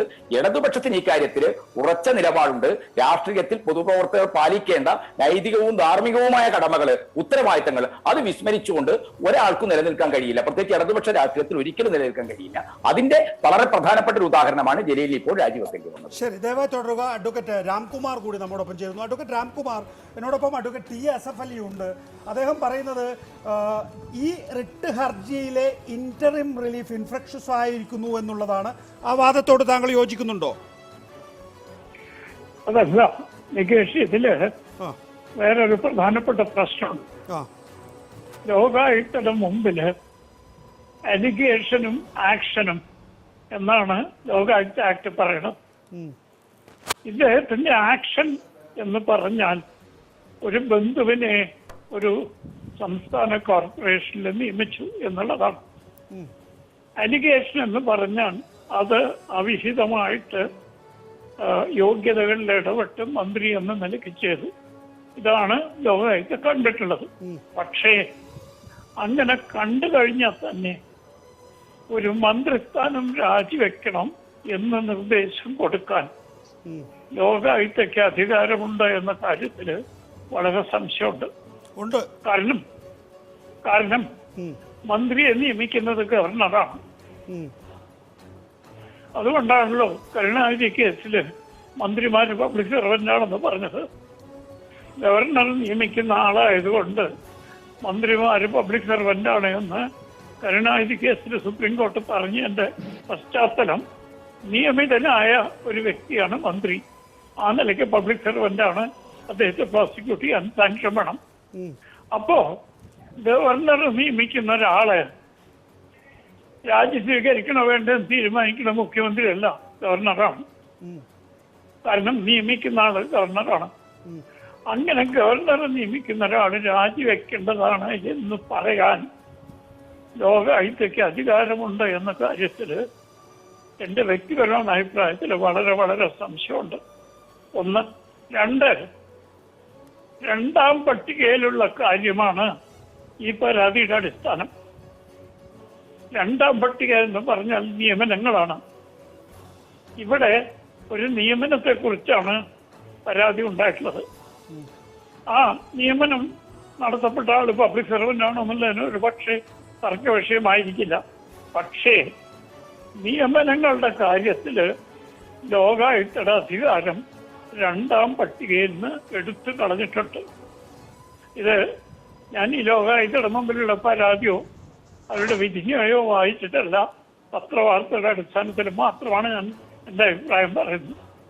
അപ്പൊ എന്റെ വിനീതാഭിപ്രായത്തില് നിയമനം സംബന്ധിച്ച കാര്യങ്ങളുടെ ലോകായുക്തയുടെ അധികാരം വളരെ പരിമിതമാണ്. ഈ കാര്യം ലോകായുക്തയുടെ ശ്രദ്ധയിലോ ഹൈക്കോടതിയുടെ ശ്രദ്ധയിലോ കൊണ്ടുവന്നിട്ടുണ്ടോ എന്ന് എനിക്കറിയില്ല. പക്ഷെ കൊണ്ടുവരേണ്ടതാണ്. കാരണം നിയമന സംബന്ധമായ കാര്യങ്ങളെക്കുറിച്ച് മുമ്പ് കേരള ഹൈക്കോടതിയിൽ ഈ പ്രശ്നം വന്നിട്ടുണ്ട്. കേരള യൂണിവേഴ്സിറ്റിയിലെ അസിസ്റ്റന്റുമാരുടെ നിയമനത്തിൽ ലോകായുക്തയ്ക്ക് അധികാരമുണ്ടോ എന്ന കാര്യം സംശയത്തിലാണ് എന്ന് ജസ്റ്റിസ് ഗിരിയുടെ ജഡ്ജ്മെന്റ് ഉണ്ടായിട്ടുണ്ട്. അതനുസരിച്ച് തിരിച്ചങ്ങോട്ട് അയച്ചിട്ടുണ്ട് ആ പ്രശ്നം പരിഹരിക്കാൻ. അപ്പൊ ആ കാഴ്ചപ്പാടിൽ നോക്കുകയാണെങ്കിൽ ഒരു നിയമനം സംബന്ധിച്ച് ക്രമക്കേടുണ്ടെങ്കിൽ ലോകായുക്തയുടെ അധികാരം വളരെ വളരെ പരിമിതമാണ്. ആ നിലയ്ക്ക് മന്ത്രിസ്ഥാനം രാജിവെക്കണം എന്ന നിർദ്ദേശം എന്റെ വിനീത അഭിപ്രായത്തില് അധികാര പരിധിക്ക് അപ്പുറത്തുള്ള കാര്യമാണ്. അതുകൊണ്ട് ശ്രീ ജലീലിന് ഹൈക്കോടതിയിൽ കാര്യമായ വാദം ഉന്നയിച്ചുകൊണ്ട് ഒരു റിട്ട് ഹർജി സമർപ്പിക്കാൻ പരിപൂർണമായ നിയമപ്രകാരമുള്ള അവകാശമുണ്ട്. ഹൈക്കോടതി തീർച്ചയായിട്ടും അത് പരിഗണിക്കണം. അദ്ദേഹം എന്തൊക്കെ വാദങ്ങളാണ് ഉന്നയിച്ചത് എന്നുള്ള മാധ്യമ റിപ്പോർട്ടിൽ നിന്ന് മാത്രമേ എനിക്കറിയുള്ളൂ. ഞാൻ അദ്ദേഹത്തിന്റെ റിട്ട് പെറ്റീഷൻ വായിക്കാനുള്ള സൗകര്യം എനിക്ക് കിട്ടിയിട്ടില്ല. പക്ഷേ ഈ കേസിലെ വസ്തുതകളിൽ നിന്നും ലോകായുക്ത ആക്ടിലെ വ്യവസ്ഥകളിൽ നിന്നും ഞാൻ മനസ്സിലാക്കുന്നത് പ്രഥമ ദൃഷ്ട്യാ ലോകായുക്തയ്ക്ക് തെറ്റുപറ്റിയെന്നാണ്. അവരധികാരപരിധിക്ക് പുറത്തുള്ള ഒരു നിർദ്ദേശം മന്ത്രിസ്ഥാനം രാജി. കാരണം ലോകായുക്തയുടെ അധികാരം അവരുടെ ഫൈൻഡിങ്സ്, അവരുടെ കണ്ടെത്തലുകളുടെ അടിസ്ഥാനത്തിൽ നടപടിയെടുക്കണം എന്ന് നിർദ്ദേശിക്കുമ്പോൾ മാത്രമേ ലോകായുക്തയ്ക്ക് അധികാരമുള്ളൂ. ഇവിടെ നടപടിയെടുക്കേണ്ടത് ഗവർണറാണ്. ഗവർണറോട് നിർദ്ദേശിക്കാൻ ലോകായുക്തയ്ക്ക് അധികാരമില്ല. ആ നിലയ്ക്ക് മന്ത്രിസ്ഥാനം രാജിവെക്കേണ്ടതാണ് എന്ന് ലോകായുക്ത പറഞ്ഞത് എന്റെ പരിമിതമായ വിവരം വെച്ച് അല്പം കടന്ന കൈയല്ലേ എന്ന് ഞാൻ സംശയിക്കുകയാണ്. ഈ വാദം തീർച്ചയായിട്ടും ഹൈക്കോടതി പരിശോധിക്കും. കെ ടി ജലീലിന് വേണ്ടി ഈ വാദം ഉന്നയിക്കപ്പെടും എന്നാണ് ഞാൻ പ്രതീക്ഷിക്കുന്നത്. കാരണം ഇതിനു മുമ്പ് ഈ പ്രശ്നം വന്നപ്പോൾ പരോക്ഷമായിട്ടാണെങ്കിലും ആ നിലപാട് കേരള ഹൈക്കോടതിയിലെ ഒരു സിംഗിൾ ബെഞ്ച് എടുത്തിട്ടുണ്ട്. അത് സ്വാഭാവികമായിട്ടും ജലീലിന്റെ അഭിഭാഷകർ കണ്ടിട്ടുണ്ടാവും, അവരെ ചൂണ്ടിക്കാണിക്കുമെന്നാണ് പ്രതീക്ഷ. അതുകൊണ്ട് അതാരുടെ വിധിയാണെന്നാണ് സാർ പറഞ്ഞത്? ജസ്റ്റിസ് ഗിരിയുടെയോ? ജസ്റ്റിസ് ഗിരി. അപ്പോൾ അത് അങ്ങനെയാണെങ്കിൽ 5-6 വർഷം മുമ്പാണ്. 5-6 വർഷം മുമ്പാണ്. കേരള യൂണിവേഴ്സിറ്റിയിലെ അസിസ്റ്റന്റുമാരുടെ തെരഞ്ഞെടുപ്പിനെ സംബന്ധിച്ച് ലോകായുക്ത ഇതുപോലെ ഒരു ഫൈൻഡിങ് വന്ന് അത് ചോദ്യം ചെയ്തുകൊണ്ട് കൊടുത്ത വിധിയിലാണ് സർവീസ് സംബന്ധമായ കാര്യങ്ങളെക്കുറിച്ച് ലോകായുക്തയുടെ പരിമിതമായ അധികാരത്തെക്കുറിച്ച് കേരള ഹൈക്കോടതി സംശയം പ്രകടിപ്പിച്ചിട്ടുള്ളത്. ആ നിലയ്ക്ക് ഇത് നിയമനം സംബന്ധിച്ച് മാത്രമല്ല നിയമിക്കപ്പെട്ട ആള് രാജിവെച്ച് പോയി. ഞാനൊന്ന് അഡ്വക്കേറ്റ് ആസഫ് അലിയുടെ താങ്കളുടെ ആ ഒരു നിയമപരമായിട്ടുള്ള വിശകലനത്തെ കുറിച്ചൊന്ന് ചോദിച്ചോട്ടെ. അഡ്വക്കേറ്റ് ആസഫ് അലി, 2 കാര്യങ്ങളാണ്. ഒന്ന്, ഡിക്ലറേഷൻ അധികാരമുണ്ടോ എന്ന സംശയം.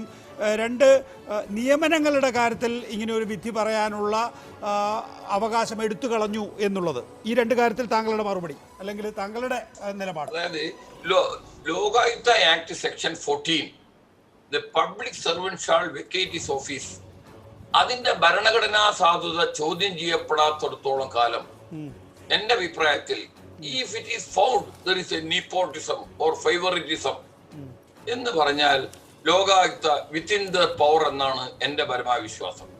കേരള യൂണിവേഴ്സിറ്റി അസിസ്റ്റന്റ് നിയമന കാര്യത്തിൽ ഗിരിയുടെ വിധി വേറൊരു രീതിയിലായിരുന്നു. ആ നിയമനത്തെ ചോദ്യം ചെയ്തുകൊണ്ട് വന്നപ്പോൾ ആ നിയമിക്കപ്പെട്ട ആളുകൾക്ക് പ്രമോഷൻ കൊടുക്കരുത് എന്നാണ് ഗിരി പറഞ്ഞത്. ടോട്ടലി അത് തള്ളുകയല്ല ചെയ്തത്. പിന്നീട് ഈ അടുത്ത കാലത്താണ് അത് വേറൊരു ആംഗിളിൽ കൊണ്ടുവന്നത് തെറിച്ചു പോയത്. കേരള യൂണിവേഴ്സിറ്റി അസിസ്റ്റന്റുമാരെ നിയമിച്ചത് നീപ്പോട്ടിസമാണ്, ഫേവറിറ്റിസമാണ് എന്ന് ലോകായുക്ത നടത്തിയ അന്വേഷണത്തിൽ കണ്ടെത്തി. അതിനെ ചോദ്യം ചെയ്ത് വന്നപ്പോൾ ആ കണ്ടെത്തൽ തെറ്റാണെന്നല്ല ഹൈക്കോടതി പറഞ്ഞത്. ജസ്റ്റിസ് ഗിരിയുടെ വിധി അതിൽ പ്രൈമ ഫേസി കിടപ്പുണ്ട്.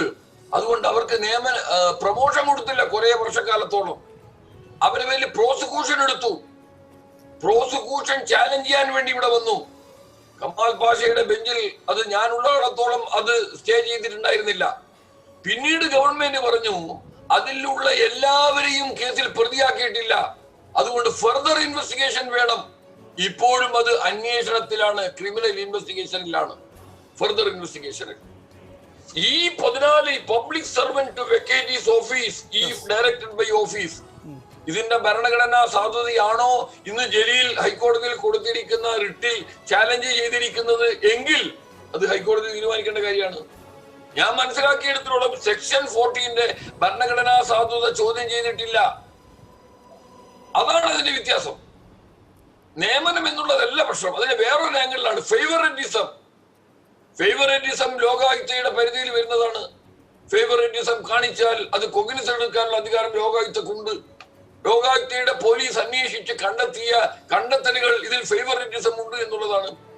അയാൾ ജാലിയിൽ തുടർന്നോ മറ്റോ വേറെ പ്രശ്നം. ഇതിലെ യോഗ്യത മാറ്റം വരുത്തിയത് ഒരു വ്യക്തിക്ക് വേണ്ടിയാണ്. ഫേവറിറ്റിസത്തിന്റെ ഏറ്റവും പ്രധാനപ്പെട്ട കണ്ണി ആ യോഗ്യത മാറ്റലിൽ കൂടിയാണ്. അത് ലോ ഡിപ്പാർട്ട്മെന്റ് എതിർത്തു, ഫിനാൻസ് ഡിപ്പാർട്ട്മെന്റ് എതിർത്തു. യോഗ്യത നിശ്ചയിച്ചത് മന്ത്രിസഭയാണ്. അങ്ങനെ മന്ത്രിസഭ തീരുമാനിച്ച യോഗ്യത മാറ്റണമെങ്കിൽ എന്തേ മുഖ്യമന്ത്രിയും ജലീലിനെയും ഈ വിഷയം മന്ത്രിസഭയുടെ മുന്നിൽ കൊണ്ടുവരാൻ ഫിനാൻസ് ഡിപ്പാർട്ട്മെന്റും ലോ ഡിപ്പാർട്ട്മെന്റും ഒബ്ജക്ട് ചെയ്തപ്പോൾ മന്ത്രിസഭയെ ഇരുട്ടിലാക്കിക്കൊണ്ട് മുഖ്യമന്ത്രിയും ജലീലും ചേർന്ന് യോഗ്യത മാറ്റി ചെരിപ്പിനൊത്ത് കാല് മുറിക്കുന്ന മാതിരി ഈ ഒരു യോഗ്യതയായിരിക്കണം ഇതിന്റെ യോഗ്യത എന്ന് മാറ്റം വരുത്തത് ജലീലിന്റെ ബന്ധുവിന്റെ യോഗ്യത ഈ തസ്തികയ്ക്ക് വേണ്ടി തുന്നിച്ചേർത്തതാണ്. അതുകൊണ്ട് ഒരിക്കലും ലോകായുക്ത ഫേവറിറ്റിസം അന്വേഷിക്കാൻ ലോകായുക്തക്ക് അധികാരമുണ്ടോ? അധികാരമുണ്ട്. നീപ്പോട്ടിസം അന്വേഷിക്കാൻ ലോകായുക്തക്ക് അധികാരമുണ്ടോ? അധികാരമുണ്ട്. അങ്ങനെയാണെങ്കിൽ സെക്ഷൻ 14 സെക്ഷൻ 12(3) ഭരണഘടനാ സാധുത ചോദ്യം ചെയ്യപ്പെടാത്തിടത്തോളം കാലം ഒരിക്കലും ലോകായുക്ത പരിധി കിടന്നു എന്നുള്ള അഭിപ്രായം എനിക്കില്ല. ദയവായി തുടരുക.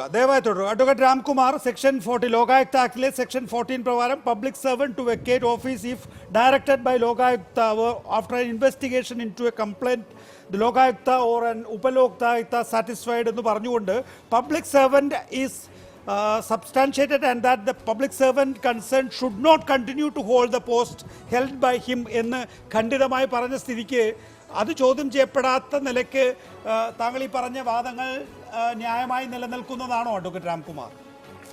അങ്ങനെയല്ല. ലോകായുക്ത അന്തിമമായി ഓർഡർ എഴുതുമ്പോൾ അവര് നിർദ്ദേശം കൊടുക്കണം എന്ത് നടപടി എടുക്കണം എന്നുള്ളത്. പക്ഷെ അതാണ് ഞാൻ ചൂണ്ടിക്കാണിച്ചത്. മന്ത്രിസ്ഥാനം രാജിവെക്കണം എന്ന് പറയുന്നത് നടപടിയല്ല. മന്ത്രിയെ നിയമിക്കുന്നത് ഗവർണറാണ്. രാജി സ്വീകരിക്കേണ്ടത് ഗവർണറാണ്. ഗവർണർക്ക് ലോകായുക്തത്തിന് നിർദ്ദേശം കൊടുക്കാൻ അധികാരമില്ല. മുഖ്യമന്ത്രി രാജി സ്വീകരിച്ച് ഗവർണർക്ക് അയച്ചു കൊടുക്കുന്ന ഒരു പോസ്റ്റ് ഓഫീസിന്റെ ചുമതല മാത്രമാണ്. മുഖ്യമന്ത്രിയോട് നടപടി എടുക്കണമെന്നുള്ള മുഖ്യമന്ത്രി എന്ത് ചെയ്യും? രാജിക്കത്ത് കിട്ടിയാൽ തിരിച്ചയക്കും. അല്ലെങ്കിൽ മുഖ്യമന്ത്രി ഗവർണർക്ക് മന്ത്രിയെ പുറത്താക്കണം എന്ന് പറയാം. പക്ഷേ അങ്ങനെ പറയുന്നതില് ഭരണഘടനാപരമായ ഒരു പ്രശ്നമുണ്ട്. നിയമിക്കുന്നത് ഗവർണർ അവിടത്തോടത്തോളം കാലം ആക്ഷൻ എടുത്തിട്ടില്ലെങ്കിൽ കോടതിയലക്ഷ്യ നടപടി ഒന്നും മുഖ്യമന്ത്രിക്ക് അഭിമുഖീകരിക്കേണ്ടി വരില്ല. കാരണം അദ്ദേഹത്തിന്റെ ചുമതലയല്ല. ഇതിനൊക്കെ പുറമെ 9-ാം വകുപ്പ് അനുസരിച്ച് നിയമന കാര്യത്തിൽ ലോകായുക്തയ്ക്ക് അധികാരമില്ല. 2-ാം പട്ടികയിലുള്ള പ്രശ്നങ്ങളെ സംബന്ധിച്ച് അതിൽ അപ്പോയിന്റ്മെന്റ് എന്നാണ് വാക്ക്. 2-ാം പട്ടികയിൽ അപ്പോയിന്റ്മെന്റ് എന്നാണ് വാക്ക്. ഇവിടെ അപ്പോയിന്റ്മെന്റ് ആണല്ലോ നടന്നത്. ആ അപ്പോയിന്റ്മെന്റ് നടന്നതാണ് ചോദ്യം ചെയ്യപ്പെട്ടത്. കാരണം അപ്പോയിന്റ്മെന്റ് കിട്ടിയ ആള് പുതിയ യോഗ്യതകള് മന്ത്രിയുടെ നിർദ്ദേശപ്രകാരം എഴുതി ചേർത്തു. ഇതാണ്. അപ്പോ മന്ത്രി ഒരു പക്ഷേ സ്വജനപക്ഷപാതം കാണിച്ചു എന്ന് ലോകായുക്തയുടെ ഫൈൻഡിങ് ശരിയായിരിക്കാം. പക്ഷെ അതിനെ തുടർന്ന് മന്ത്രിക്ക് എന്താ ചെയ്യാൻ പറ്റുക? നിയമിച്ചത് വേറെ ആളാണ്, മന്ത്രിയല്ല. നിയമിച്ചത് കോർപ്പറേഷന്റെ ഉദ്യോഗസ്ഥന്മാരാണ്. ആ നിയമനത്തിൽ മന്ത്രി ഇടപെട്ട് മന്ത്രിയുടെ നടപടി ലോകായുക്തയുടെ പരിധിയിൽ വരുന്നതായിരിക്കാം ഒരു പക്ഷെ. അങ്ങനെയൊക്കെ ആണെങ്കിൽ തന്നെ ഈ നിർദ്ദേശങ്ങള് ലോകായുക്തയുടെ അധികാര പരിധിക്ക് പുറത്താണ് എന്നാണ് ഞാൻ വിശ്വസിക്കുന്നത്. പ്രത്യേകിച്ചും ഭരണഘടനാപരമായ അനുച്ഛേദങ്ങളുമായിട്ട് താരതമ്യപ്പെടുത്തി ഈ വിധി പഠിക്കുമ്പോൾ അധികാര പരിധിക്ക് പുറത്തുള്ള നിർദ്ദേശങ്ങളാണ് ലോകായുക്ത. കാരണം സ്വജനപക്ഷപാതമോ അധികാര ദുർവിനിയോഗം കാണാൻ ഉള്ള അധികാരം ലോകായുക്തരുണ്ടെന്നുള്ളത് ഞാൻ തർക്കിക്കുന്നില്ല. അത് അവരുടെ അധികാരമാണ്. പക്ഷെ കണ്ടു കഴിഞ്ഞാൽ എന്ത് ചെയ്യണം എന്നുള്ളതാണ് തർക്കവിഷയം. കണ്ടു കഴിഞ്ഞാൽ അതിനെ സംബന്ധിച്ച് ആക്ഷൻ എടുക്കണം എന്ന് പറയാനേ പറ്റുള്ളൂ. അല്ലാതെ ഒരു മന്ത്രിയാണെങ്കിൽ മന്ത്രി രാജിവെക്കണം, ഉദ്യോഗസ്ഥനാണെങ്കിൽ ഉദ്യോഗസ്ഥൻ രാജിവെക്കണം എന്ന് പറയാൻ ലോകായുക്തയ്ക്ക് അധികാരമുണ്ടോ എന്നുള്ളത് ഞാൻ ഇപ്പോഴും ഉറച്ചു വിശ്വസിക്കുന്നു. അധികാര പരിധിക്ക് പുറത്താണ് ആ നിർദ്ദേശമെന്ന്. കാരണം ഒരു മന്ത്രി രാജിവെക്കുന്നത് അല്പം രാഷ്ട്രീയവും ധാർമ്മികതയുമുണ്ട്. പലപ്പോഴും ഉത്തരവാദിത്വങ്ങളൊന്നുമില്ലാണ്ട് ഇപ്പോ ഉദാഹരണത്തിന് ലാൽ ബഹദൂർ ശാസ്ത്രി വലിയൊരു റെയിൽവേ അവിടെ വന്നപ്പോൾ രാജിവെച്ചു. അത് ധാർമ്മികത പ്രശ്നം മാത്രമല്ല, അവിടെ നിയമപ്രശ്നം ഉണ്ടായിട്ടില്ല. അപ്പൊ ആ ധാർമ്മിക തീരുമാനിക്കാനുള്ള അവകാശം രാഷ്ട്രീയ നേതൃത്വത്തിൽ നിന്ന് മറ്റു ചിലർ ഏറ്റെടുക്കുന്നത് നമ്മുടെ ഭരണഘടന വിഭാവനം ചെയ്യുന്നില്ല. ശരി, വളരെ നന്ദി. കോടതി വിധികളുടെ അടിസ്ഥാനത്തിൽ രാജിവെക്കണോ വേണ്ടോ എന്നുള്ളത് ഒരു ധാർമ്മിക പ്രശ്നം കൂടിയാണ്.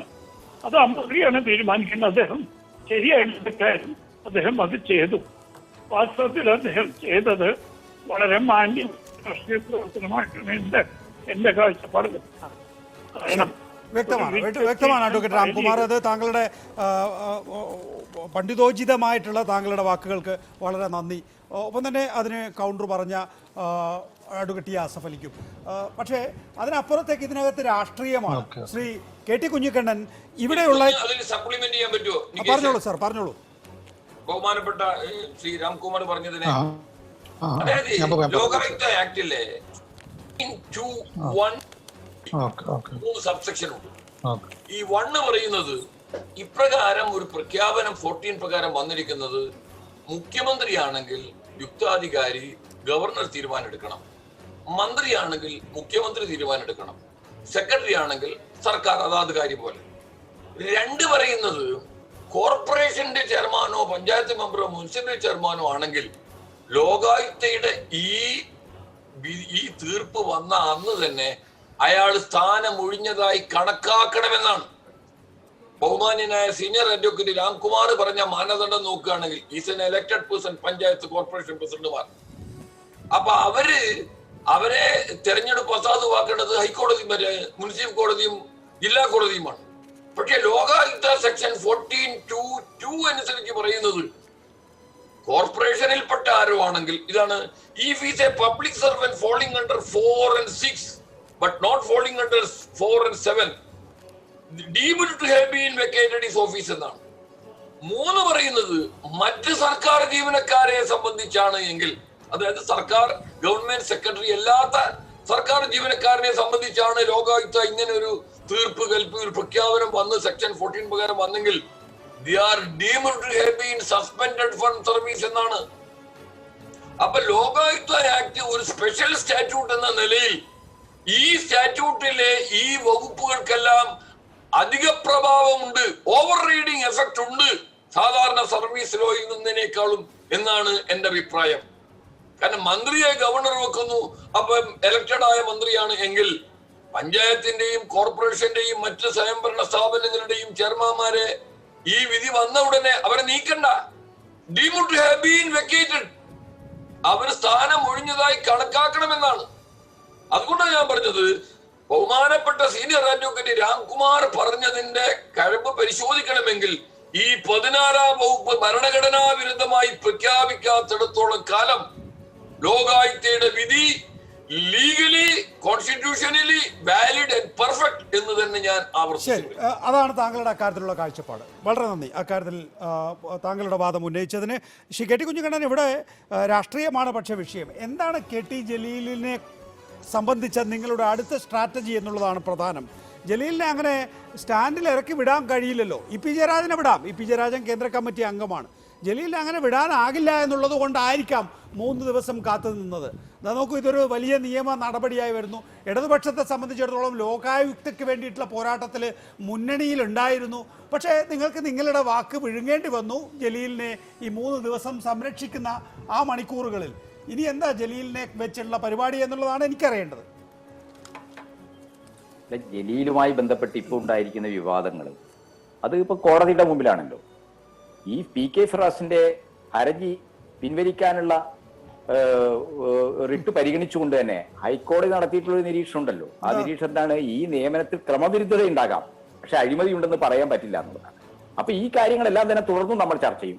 പക്ഷെ ജലീൽ എന്ന് പറയുന്നത്, ഇടതുപക്ഷം എന്ന് പറയുന്നത് നികേഷേ, അത് ഏതാനും സംഘടനകൾ മാത്രമല്ല, സമൂഹത്തിൽ സ്വാധീനിക്കാൻ കഴിയുന്ന വിവിധ സാമൂഹ്യ വിഭാഗങ്ങളെ പ്രതിദാനം ചെയ്യുന്ന വ്യക്തികളും ബുദ്ധിജീവികളും ഒക്കെ ചേർന്ന് നിൽക്കുന്നതാണ്. അപ്പൊ ഇടതുപക്ഷം എന്ന് പറയുന്നതിൽ വ്യക്തികൾക്ക് വളരെ പ്രധാനപ്പെട്ട ഒരു പങ്കുണ്ട്, സംഘടനകൾക്കൊപ്പം തന്നെ. കെ ടി ജലീൽ ഒരു പ്രത്യേക സാമൂഹ്യ സാഹചര്യത്തിൽ 2006 നമുക്ക് എല്ലാവർക്കും അറിയാം, ഗുജറാത്ത് ഫണ്ട് മുക്കിയതുമായി ബന്ധപ്പെട്ട് ലീഗ് നേതൃത്വത്തോട് കലഹിച്ചു പുറത്തു വന്ന ഒരാളാണ്. അങ്ങനെയാണ് അദ്ദേഹം കുറ്റിപ്പുറത്ത് മത്സരിക്കുന്നതും ഇടതുപക്ഷത്തിന്റെ MLA ആയിട്ട് വരുന്നതും. അദ്ദേഹത്തിന് ഇനിയും സ്ഥാനമുണ്ട്. അദ്ദേഹത്തിനെതിരായിട്ട് ഇത്തരം ദുരാരോപണങ്ങൾ ഉന്നയിക്കുമ്പോൾ അദ്ദേഹം പ്രതിദാനം ചെയ്യുന്ന ഒരു രാഷ്ട്രീയമുണ്ട്. ആ രാഷ്ട്രീയം എന്താണ്? ഇന്ത്യ രാജ്യത്തെ ന്യൂനപക്ഷങ്ങളെ ശത്രുവായി പ്രഖ്യാപിച്ച് അവർക്കെതിരായിട്ട് ലവ് ജിഹാദും മീറ്റ് ജിഹാദും ഒക്കെ പ്രഖ്യാപിച്ച് നൃത്തം ചെയ്യുന്നത് പോലും ഒരു മുസ്ലിം ചെറുപ്പക്കാരനുമാണ് ആയിട്ട് ഒന്നിച്ചാണെങ്കിൽ അത് വലിയ വർഗീയമായ അപകടമാണ് എന്ന് പ്രചരിപ്പിക്കുന്ന ഒരു ചരിത്ര കാലഘട്ടത്തിലാണ് നമ്മൾ ജീവിക്കുന്നത്. ഈ ചരിത്ര കാലഘട്ടത്തെ മുറിച്ചു കടക്കുന്നതിന് കേരളത്തിലെയും നമ്മുടെ പ്രത്യേകിച്ച് മലബാറിലെയും സമയക്കുറവുള്ളതുകൊണ്ട് ഞാനൊന്ന് ഇടപെടുകയാണ്.